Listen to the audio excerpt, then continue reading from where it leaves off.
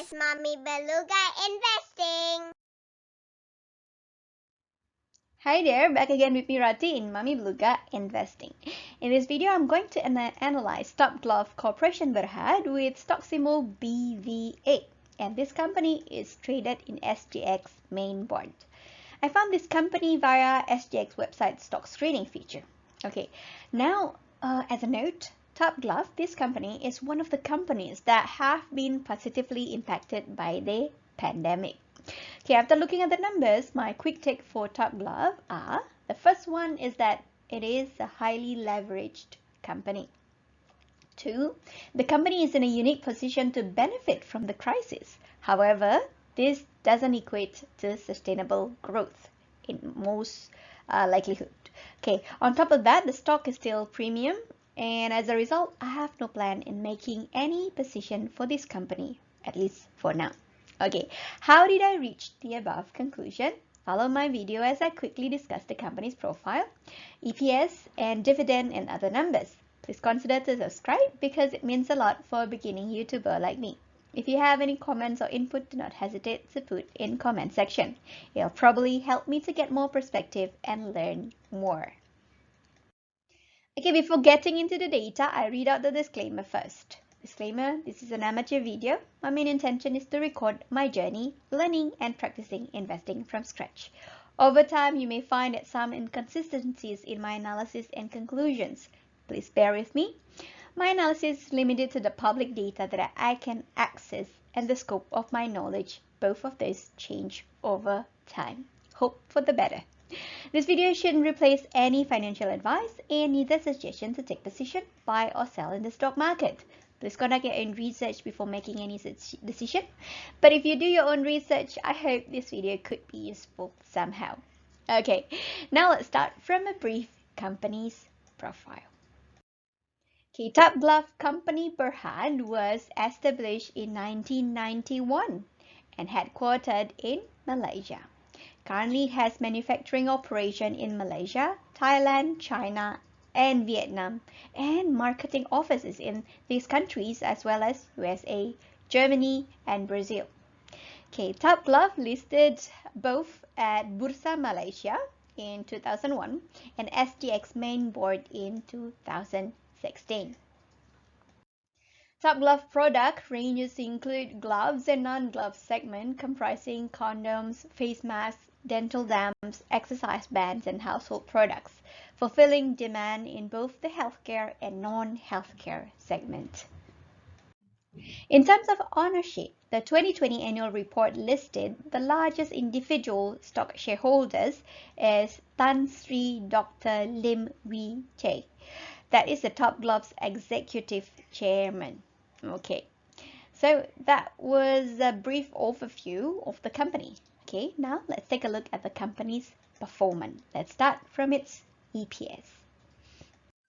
Okay, so as usual, here I plotted the earnings per share for the last 6 years since 2015. I also added the horizontal green dashed line as a guide to zero level. Earning below this line indicates that the company is recording a loss for that particular year. Quickly, we can see that Gloves had not been recording any loss for the last 6 years. The spike increase in 2021 earnings dwarfing any increase and dips in the last 6 years. Though the company actually noted a relatively challenging year in 2017. There are 46% increase in raw materials with only 11% increase in sales price. And then there were also strengthening of US dollars. All of those resulted in slight decrease in overall profit. Then for the 2020, the tremendous growth stemmed from a global surge in demand for gloves on the back of COVID-19 pandemic. Okay, now let's see the company's dividend history since 2016. To see the sensibility of dividend payout, so here I plotted 3 layers of information. The first one is the dividend payout over the last 6 years, which are plotted as red round markers connected by a thick red line as what we can see on the screen. On each of the points, I have annotated with two numbers. The numbers above the markers are the dividend payouts in Singapore dollar, and the ones below are the payout ratio to the respective year's earning per share. As a comparison to the earnings, here I plotted back the earnings per share as a thinner line with the same color. Okay, now let's look at the graph, yeah? At a glance, I have some concerns about the dividend payment. In most occasions, Top Glove paid a very high dividend with respect to their earnings, except in 2021. Some of those years are 2017, 2018, and then 2019. And then the highest one was in 2020, which was more than 5 times of their earnings. The ratio gets better this year with only 33%, which I hope is a continuing trend. One thing that I can do to see the dividend sustainability is to make a circle back to the balance sheet and see if the Glove actually had sufficient cash to splurge on dividend as what they did before. Okay, so to do that, I added to this graph the company's cash and the current liabilities. The light purple bars on the screen that we can see here are the company's cash with the amount stated on the right-hand axis. And the gray ones, the gray bars here, are the company's current liability.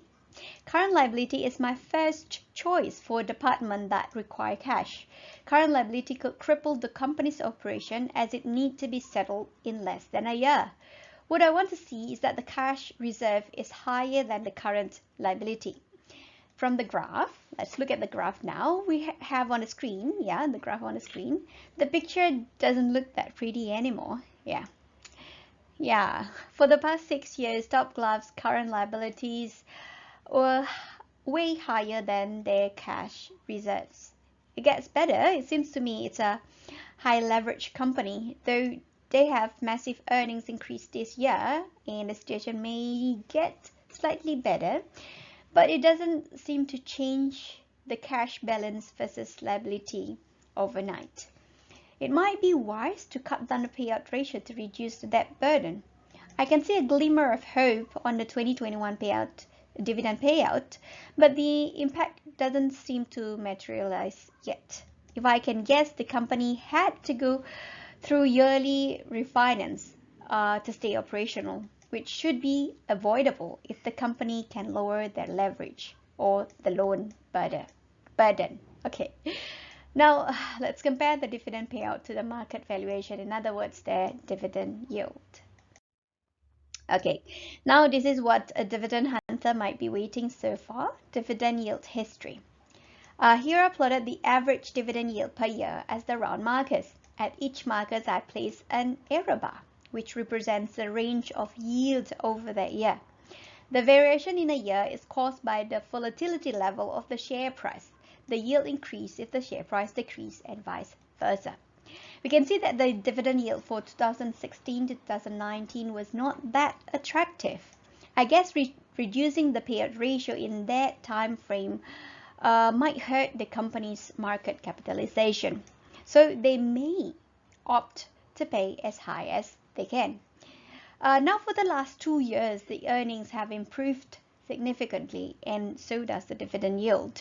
Considering the yield is significantly higher than the bank deposit for the last 2 years, I guess they can start to save up a little bit of cash without hurting the share price, perhaps. Okay, that was the dividend yield. Some of my discussion on the dividend and dividend yield. Now let's move on to the market valuation. The reasonable price. Here I plotted 4 layers of information. They are: the first is the price, which represents market valuation of the company.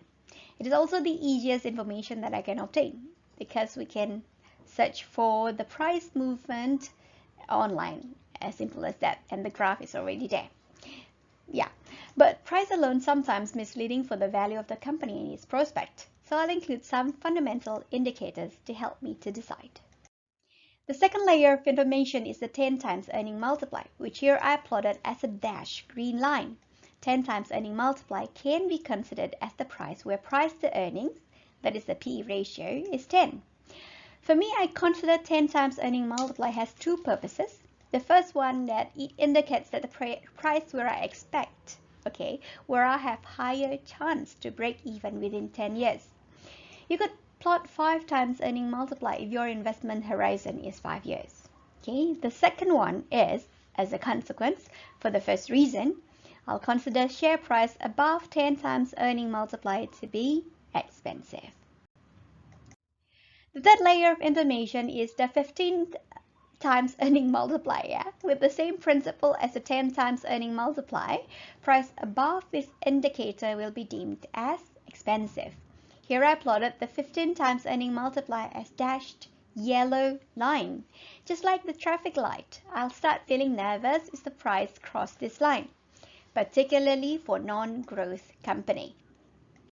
For fourth layer, the fourth layer of information is the 20 times earning multiply. Here I plotted as a dashed red line. I will consider the share price to be super expensive if it ever crosses this line. For non-growth company, I'll consider to cut down my position if this ever happen. Okay, now let's look at the graph that we have on the screen. Let's see what's going on with Top Glove's share price. I can see that there is a high expectation to Top Glove from late 2017 to late 2020. The price was above its 20 times earning multiply, except in early 2020. Yeah. Yep. There was a massive earning increase in the third quarter of 2021. Yeah, which is this year. Yeah. But at the same time, the price is still on the downtrend since mid-2020. Okay, so here I added back the so here I added the price annotation. Based on the current 10 times earning multiply, I will put the reasonable price at $3.2 per share. However, should be noted that the earnings spike may be a COVID-19 windfall, which may just be a one-time event. So I will opt to put my conservative reasonable price at historical 20 times earning multiply, which is around 50 cents. Okay, as of 29th of October 2021, when this video was prepared, Top Glove's stock price was at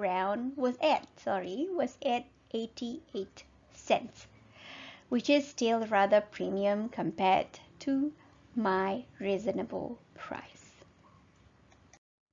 Okay, now conclusion. Yeah, as I mentioned earlier at the beginning of the video, all of the numbers, my analysis, and the brief companies look through or profile show me that first, it's a highly leveraged company. Okay, the company is in a unique position to benefit from the crisis. However, this doesn't equate to sustainable growth, not directly. Yeah. On top of that, the stock price still premium at the moment. As a result, I have no plan in making position on this company. Okay, that's all for today. Thanks for watching. Don't forget to leave comments, and if this video is useful for you, please subscribe to my channel. Yeah, it's free for you, and it means a lot for a beginning YouTuber like me. Okay, I'll see you again in my next video. Bye.